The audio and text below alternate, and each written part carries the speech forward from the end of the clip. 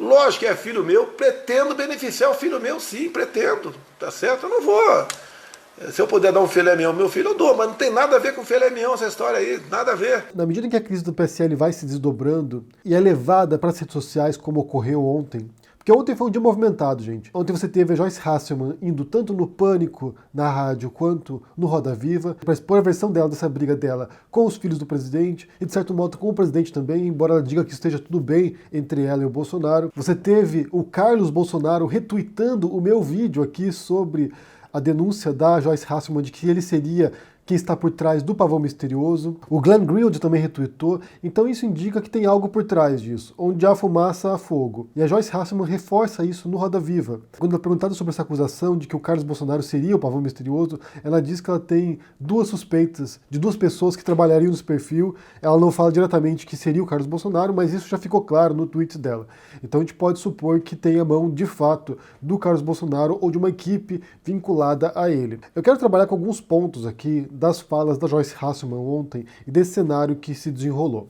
Então o primeiro deles tem a ver com o papel dos filhos, porque tanto na entrevista para a Jovem Pan quanto na entrevista para o Roda Viva, a Joyce continuou falando dos meninos, né? Vamos botar entre aspas os meninos aqui, 3 marmanjos com mais de 30 anos de idade que agem como se fossem adolescentes estúpidos, quando na verdade eles são adultos e devem arcar com o peso dos atos deles. Tratar esses 3 homens como se fossem meninos é tentar passar um pano total para aquilo que eles fazem. E o que a Joyce reforça é que eles estão por trás das crises sucessivas do governo Bolsonaro. Principalmente o Carlos Bolsonaro, que cuida informalmente das redes sociais do presidente, como já foi revelado também. Teria sido ele, por exemplo, que teria publicado o Golden Shower no Carnaval, na conta presidencial, e além do Carlos, o Eduardo. Então esses dois seriam os principais responsáveis por buzinar no ouvido do Bolsonaro e levar a decisões desastrosas.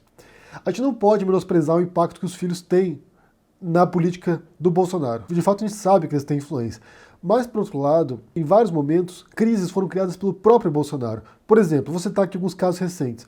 Quando ele chama os governadores do Nordeste de Paraíba, uma fala xenófoba e que criou um mal-estar entre governadores do Nordeste e a presidência, que tinha que cortar o dinheiro desses governadores. Essa foi uma fala do presidente. Isso não foi criado pelos filhos do Bolsonaro. Os ataques sucessivos que ele faz à imprensa também. Isso não é coisa dos filhos do Bolsonaro. Isso é o Bolsonaro atacando a imprensa. Isso é o Bolsonaro reagindo a jornalistas fazendo o seu trabalho. A imprensa cobrindo os desastres desse governo.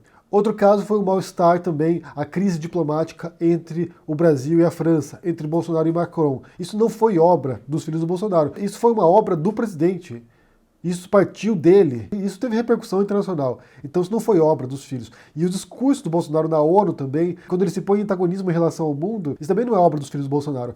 Claro que foi um discurso escrito a várias mãos, tinha a influência do Ernesto Araújo, do Felipe G. Martins, possivelmente do Eduardo Bolsonaro também, mas quando vai lá e o Bolsonaro lê aquele discurso publicamente, ele é o responsável por aquilo. Então querer atribuir todos os erros do Bolsonaro, todos os erros desse governo aos filhos do Bolsonaro, é tentar, como eu disse ontem, no vídeo de ontem à noite, é tentar blindar o Bolsonaro dos erros dele também. O Jair Bolsonaro, enquanto presidente, comete erros estratégicos, erros graves, erros diplomáticos, e que são de responsabilidade dele. E não dá para jogar a culpa para os outros. Inclusive com posturas que já vinham antes da campanha eleitoral. E vale lembrar que em alguns momentos que o Bolsonaro se afastou da presidência por causa de questões médicas, as crises sumiram durante o período, durante alguns dias. Tanto que diziam que o Bolsonaro tinha que ir ao dentista toda semana para poder reduzir as crises. Ainda sobre a relação do Bolsonaro com os filhos, se eles têm essa interferência no governo do Bolsonaro, é porque ele dá essa abertura e é porque é o modo como ele criou os filhos dele.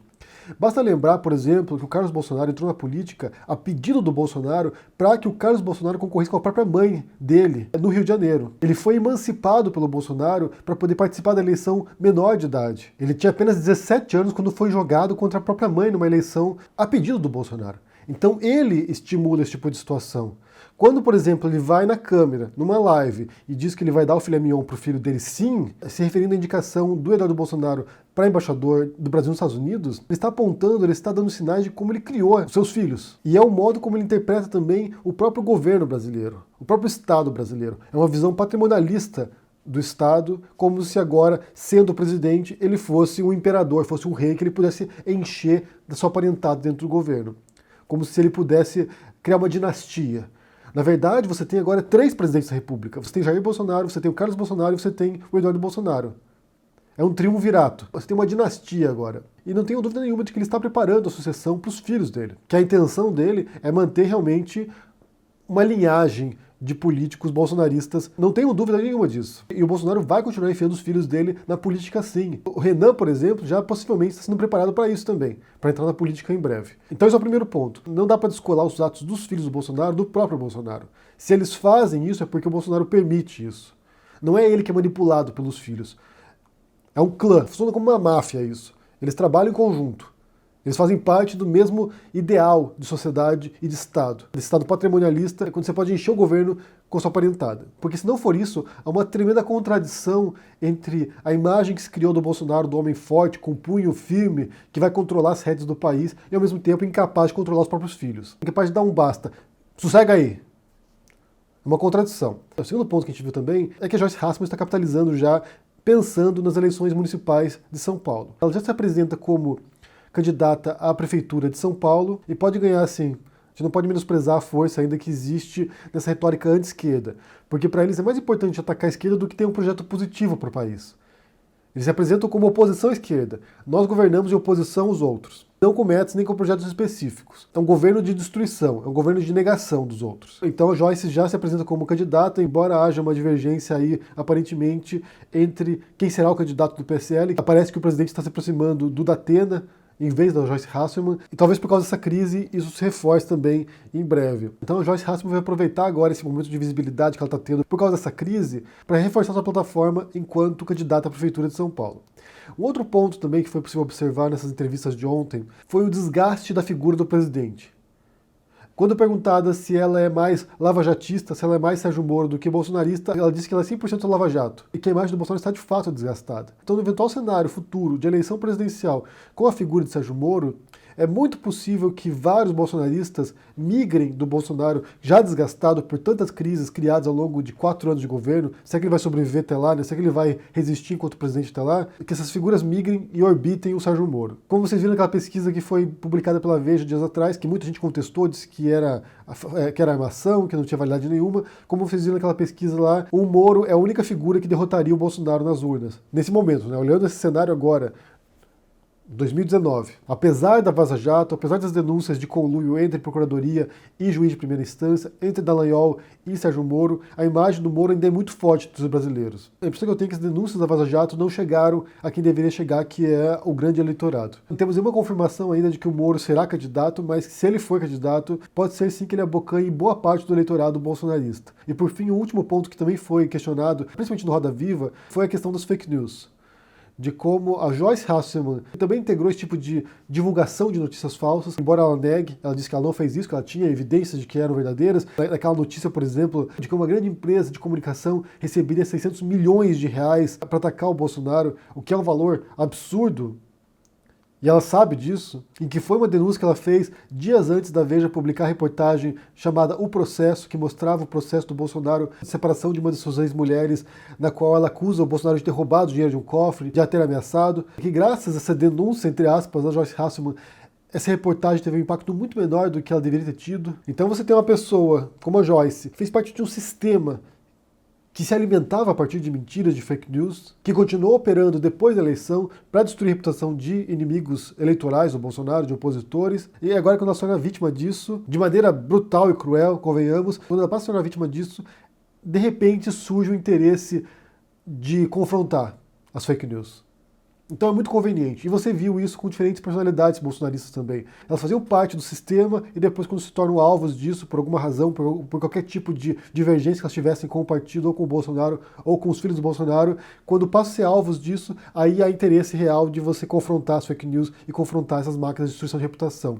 O gabinete do ódio, por exemplo, ou como a Joyce Hasselmann chama, o gabinete da maldade. Então é muito conveniente você usar disso em seu próprio benefício, em vantagem própria, e depois, quando virar alvo disso, se revoltar. Então, para concluir aqui, eu vejo que há um grande esforço, há um enorme esforço de tentar tirar a culpa dessas crises sucessivas do governo Bolsonaro, do Jair Bolsonaro, do presidente, para tentar limpar a barra dele e pôr a culpa nos filhos, como se, caso os filhos dele fossem afastados dessa influência no poder, que as coisas melhorariam. E a gente sabe que isso não vai acontecer. Talvez reduzisse uma série de crises, mas não acabaria com as crises, porque o Bolsonaro também é uma máquina de crise, e esse governo, ele se funda nessa destruição constante.